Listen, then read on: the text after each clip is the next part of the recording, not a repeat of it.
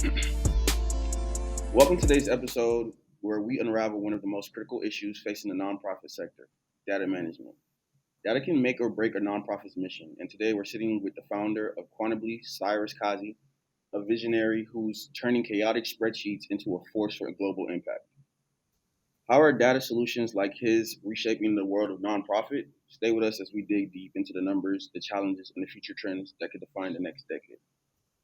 But beware, we get into the nuts and bolts of software. Before we get into the nuts and bolts of software, let's explore the story behind the man who helped nonprofits quantify their impact. Cyrus, you've been hailed as a game changer in the tech for good space. But before we dive in to the innovations, let's rewind. Tell us about your journey, your life, and how you manage the whirlwind of data driven impact while balancing family and life outside of Quantibly. Thank you so much for having me. It is a pleasure to be here. I don't know if I'm a game changer or not, but I can share my journey so far. I'm a first generation immigrant. I was born in Bangladesh. My parents were working parents. Grew up in an environment where my parents taught me that what you do and what you leave behind is very important than how much you have. And I think that that stayed with me. And eventually, when I got into in the professional field rather, I started working with not-for-profits about 25 years ago, thinking that I would be able to do my part and leave something behind. And eventually, when I became a father, that became more critical because, think about it. In 50 years, only you'll be remembered by your kids. In 100 years, you're completely forgotten. So the moment you think about it, how you start to realize that you must do something so that it impacts other people, so that your kids can look back and take pride in your work. Um, One of the challenges that I started picking up in the not-for-profit world was the lack of capacity to showcase their impact to investors and donors, governments, public, all stakeholders. And that is one problem I wanted to solve because as I was working in the sector, I was experiencing this daily. As a nonprofit executive, I did not have the data to tell the right story. So it seemed natural at some point that I, kind of look into that. And I come from a public policy background, so data is everything. It just organically kind of led me to the development of Quantibly. And Quantibly is much more than a software. It is an education. It's a capacity building platform. Um, uh, and I always tell organizations that no software can make you better. You have to be able to kind of develop your processes and stuff, and software is just a tool. So anyway, that's my genesis. That's how I got started. That's how my thinking kind of evolved over the years, and that's why we got started quantably. Thank you so much for that. It's this blend of personal passion and professional drive that's steering the ship at Quantibly. But here's the big question. Why does data management even matter in the nonprofit world? Let's go ahead and break it down. According to a recent report by McKinsey, 70% of nonprofits are unable to efficiently track their data, leading to the wasted funds and misreported impact. Let that sink in. Wasted potential. Cyrus, Mhm. seeing this firsthand, tell us, what do you believe are the fundamental data issues nonprofits face today? Let me add some couple of numbers to that statistics. So, um, more than 70% of the organizations cannot report their data for primarily two reasons. One is that they don't have the right tools and they don't have the right capacity. And by capacity, I mean sometimes they don't know which data to collect, how to collect it, and how to report it. And unfortunately, I want to say a majority of that 70% are organizations that work with people of color. As a person of color, this is of great importance to me. This matters to me a lot. Organizations that are working with Black, Asian, Latino population, indigenous populations, they often do not have the financial capacity, the technical capacity to significantly kind of upend their status quo and make drastic changes in how they report impact. Because they cannot report impact, and this is a genuine number, between 42 to 50 billion dollars are pulled away by impact investors and philanthropies each year from the market. That's more than the annual national budget of some small countries, right? And when these dollars get pulled out of the market, it doesn't get pulled out of established multi-billion-dollar not-for-profits. It gets pulled out of communities that are disproportionately affected by a wide range of social and economic issues. So data management for not-for-profits is essential in a sense that everyone is collecting information, but the point is what information you're collecting and what are you reporting on. If you report better, if you provide verifiable, actionable impact data to your investors and philanthropies, they're more likely to invest in you. That's why it's important. It's not just because it's a nice thing to have. It's because it is essential for an organization's survival. Correct. Another study by TechSoup actually backs what you just said. It says that nonprofits who effectively manage their data see a 20% boost in donor retention. Retention. This is huge. What's your take on this, Iris? How is Quantibly aligning with this data to help nonprofits retain those crucial supporters? That checks out completely. I mean, we all provide support to something. So let's assume this. Let's put the nonprofit language aside for a quick second. If you're an investor and you're trying to buy stocks, would you invest in a company that doesn't provide the essential financial ratios, debt to equity and dividend ratios and all of that? If you do not have that critical data, would you be able to invest in that stock or buy that stock? You won't. So why is it any different from nonprofits? Nonprofits take social investment, and as a result, they are legally and morally and ethically required to report the return on investment back to their investors, which is public and foundations and corporations and government and people like you and me who donate to the causes that we like. The same standards apply in everywhere else, but somehow for decades, there's a myth about that, oh, we're just going to give the money as opposed to invest the money. It has changed the narrative. There's so much emphasis on, just the cause, but less emphasis on what is the result that is happening. Billions of dollars are poured in every year to tackle poverty in this country and everywhere else. Hundreds of billions of dollars, and people are still poor. People are still below the poverty line. Why is that? It's not because things are much worse than before. I mean, contextually, yes, but the fact is, many of that poverty data doesn't get reported. It doesn't get collected. It doesn't get reported. Money gets lost. Money gets squandered in some cases. So when donors and investors have a clear idea as to the social investment that you're making, whether it's poverty, education, healthcare, and they see the return that you're generating. You're serving 10,000 people. You're helping 5,000 kids graduate from high school and go to college. You're empowering 1,000 young women to go into the STEM fields. These are real value generation. These are real economic movers. Why would they not then invest in you?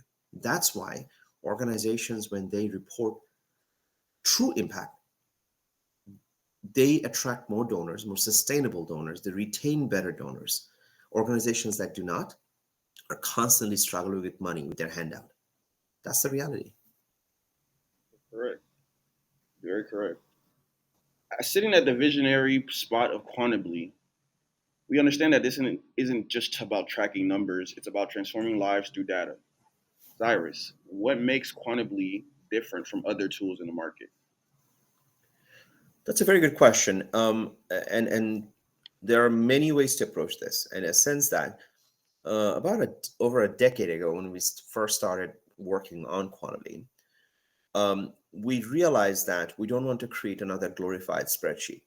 There is enough CRMs and ERPs, and everybody thinks getting a CRM and an ERP tool is going to revolutionize their operations. They're entitled to that thinking.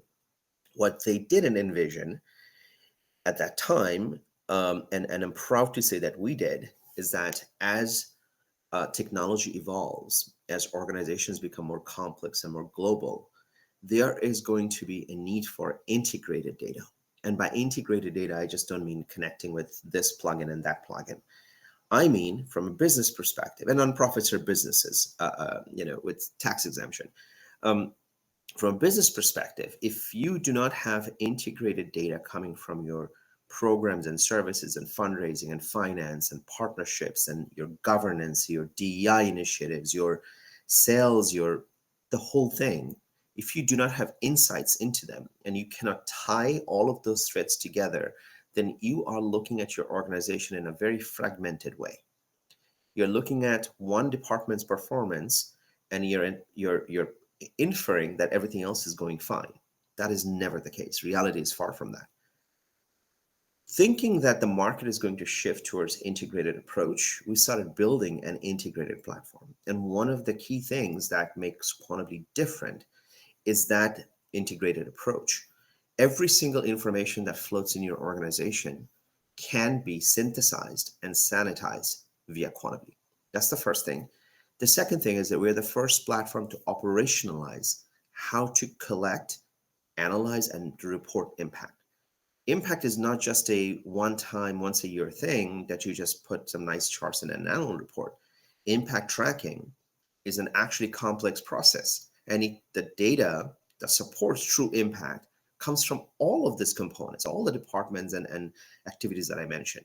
We're the first platform to tie all of them and put them in an impact algorithm, so that it's automated, so that you don't constantly have to go back to the kinds of like of McKinsey and ask for a report. Um, so those two things. And the third thing that is very unique about Quantibly is that we didn't want to build another platform for the East Coast and the West Coast of the United States. We wanted to build a platform that can work from Nigeria to Nepal to Nebraska, and so that we could democratize technology. A lot of organizations outside our country do incredible work, but they do not have the resources and they do not have the technology to report their impact. We wanted to build something that we could scale everywhere and for any community and for any thematic areas. These are the things that make Quantibly very, very different. Thank you for that. I have a kind of a curveball question to throw at you, but I think you're going to answer this perfectly. So, I'll try. so looking at, let's say I'm a nonprofit, right? Walk me through what actually happens when I work with Quantibly. As soon as I sign up with y'all and we get on board, what's the next process? What does that look like? What does the pipeline look like for me to get from where I'm at to where I want to be and where I can be through the data, with Quantibly, through the things that we've just been talking about? Okay, let me use a hypothetical situation. Let's say you're just starting a not-for-profit, or you're working at a not-for-profit. The moment you, of course, sign up with us, immediately our team works with you. This is not just, hey, here is a security key and just log in. We are actually guiding you through the process, like literally. So, I mean, I am often in client meetings, yeah, and talking to clients, and they sometimes ask me, why are you in the client meeting? Because I work in this sector. You're my people. That's what I say. So, an organization signs up, they will have direct interaction with our team, number one. And then we will actually guide them through each and every step of the way, meaning, hey, this is where you articulate your organization's information. This is how you set up your programs. This is how you connect with your accounting and start doing budgets. This is where you manage your fundraising initiatives like corporations, governments, and earned income and donor management, all of it. And this is where you generate so many reports so that you could report to the board and report to your donors in a heartbeat, instead of running through months and months of spreadsheet analysis. And then we added automation tools and AI tools in there that allows them to significantly reduce their time. So one example is that every not-for-profit is required to report on their activities to either funders, government, and what have you. Writing those reports typically takes about 4 to 6 weeks. And if it's a complex federal government report, it can take about up to 2 months. We are able to reduce that time to writing that report in about 5 minutes. And then you can take one week to edit and see if everything checks out and send it out. Because the way our reporting system is set up, it pulls data from everything that you have been doing, everything that you have been feeding into the system, and synthesizes it for the report in a very complex way. I mean, just a couple of days ago, I was showing a client in Tennessee how our system generated a 76-page report in 30 seconds. It's a federal government report. And so these kind of things are often time consuming. It costs a lot of money for organizations.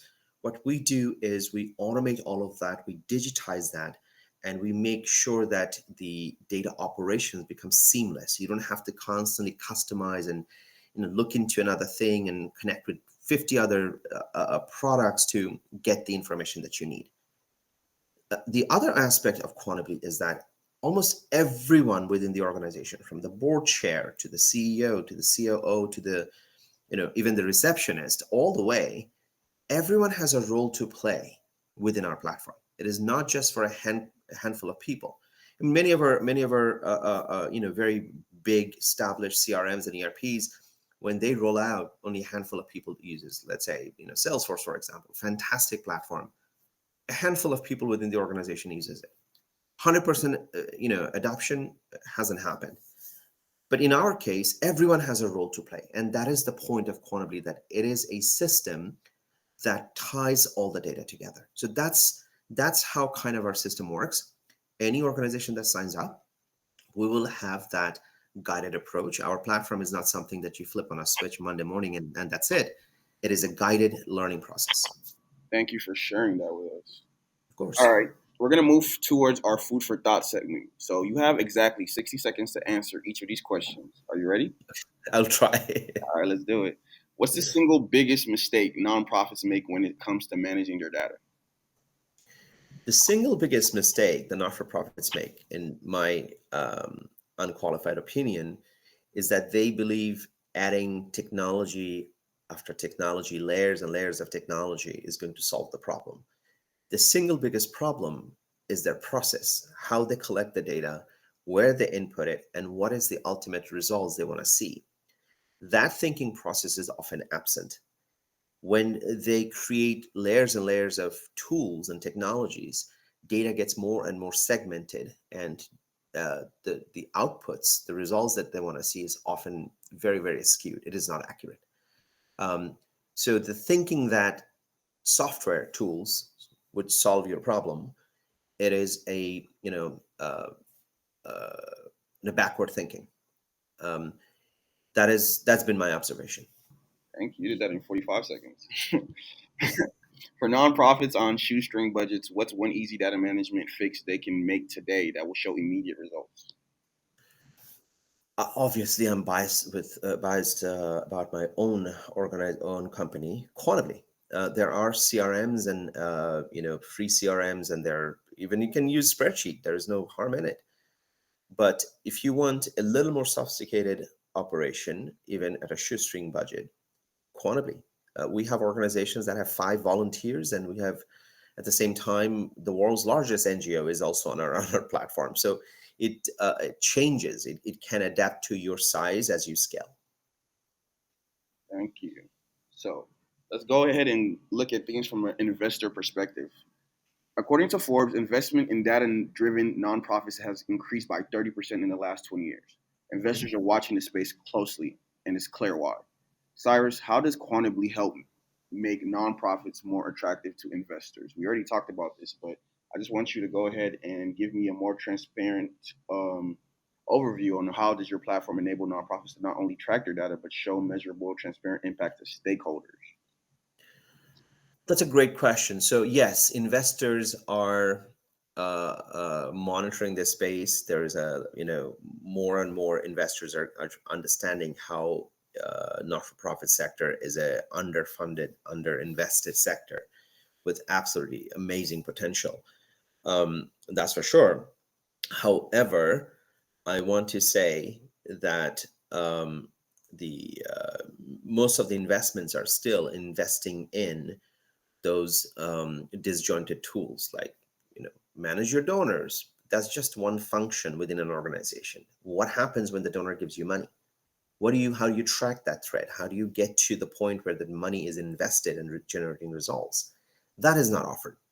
So investment is still skewed a little bit, I want to say, and I think as the market move towards consolidation, that that environment will change, I'm sure. um, as for wait, there was a second part of the question. Sorry, I kind of lost that second part. Could you repeat that? The second part of the question was for stakeholders. Mhm. How does the platform enable nonprofits to not only track their data but show measurable, transparent impact to stakeholders? Absolutely. Thank you. So, in terms of Quantibly, what we do is every single thing that you do inside Quantibly has automation that shows the results that you want to see. And you can then choose to share with any stakeholder that you want. You can put in an annual report for the public. You can share it with a board member or a donor directly. You don't have to run complex reports and all of this. Data visualization of every single data point is what Quantibly does brilliantly. There's an aspect of there's an aspect of data operations management also built in, so you can it kind of discourages you from putting junk data in, you know so that's why when we surface the data for stakeholders, it is almost always synthesized. So that's how Quantibly is presented. Helps present the information to investors. Thank you so much for that. So, what's next? The world of nonprofit is changing fast, and the future of data is at the center of it. Cyrus, let's talk future. In the next 5 to 10 years, what data innovations do you see shaping the nonprofit space? Will AI take over? Will real-time impact metrics become the new standard? Who knows? That's a great question. So there are two drivers here that we are seeing, and people who pay attention in this sector will also see that there's an enormous demographic shift that is happening. Um, uh, Baby boomers are transferring about, I think, 60, 70 trillion dollars to this Gen X, millennium, and what have you. And in 5 to 10 years, Gen Alpha will become your volunteers, your donors, your employees. And this is a digital native generation. Um, this new generation, they look at social causes differently than us and our parents. Um, the age old, sad story, here is a cause, please give us money, that doesn't work anymore. The new digital native generation, with on their mobile devices, they can look up your organization and see what you have done over the years. In the next 5 to 10 years, more and more people are going to move towards data driven decision making, and they'll be able to verify if that information is accurate or not. You cannot sugarcoat, greenwash, pinkwash, and whitewash your data to keep bringing hundreds of millions of dollars. That's going to fade. The technology innovation that is happening, I don't think AI will take over. However, Quantibly has been working on a large language model that allows us to extrapolate data from 82 countries where we operate, and look at variety of social areas, from poverty, education, health, and so on and so forth, so that we can have true predictive analytics. We can forecast what's going to happen right now, but we cannot, with statistical models, we cannot really predict. So imagine being able to say there's a 30% probability of a food shortage about to happen in Iowa, in a particular zip code. Why? Because we are getting that data. We are measuring that against macro data from food production data and so on and so forth. That kind of visibility is going to become so abundant for policymakers, investors, decision makers, that we would be able to see what's coming down the pike in the nonprofit sector.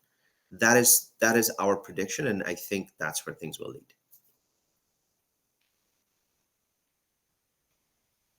Thank you so much for that. Of course. Awesome. So, if it wasn't obvious to you before, now we hope it's clear. The future of nonprofit lies in their ability to measure and communicate their impact through data. Whether you're a founder looking for growth or an investor seeking transparency, it's clear that solutions like Quantibly are the key to unlocking potential. Thanks for joining us today, and a special thanks to Cyrus for sharing his incredible insights. If you want to dive deeper into how data is transforming the nonprofit sector, check out the case study by BlakSolvent, LinkedIn, and the link will be below. Next week, we're going to be exploring other industries and other things that will be very much exciting to learn. Follow us at the Social Space or Black Solvent News on YouTube. I'm going to go ahead and give Cyrus an opportunity to go ahead and share his information as well. Thank you so much, Bill. Appreciate it and delighted to be here. We are always happy to talk to any organization, even whether they're an idea stage or you have 1,000 employees. My LinkedIn is open. You can look me up. I'm happy to connect. I personally respond to those messages, so you're not talking to a bot or some other person. And I'm happy to sit down and have a discovery call, see how we can help. And it may not work, but at least we'll make a good contact. Please go to my LinkedIn. My email address is ckazi@quantibly.com. You can reach out to me directly. Thank you so much for your time. You have a blessed day. Thank you so much. Of course.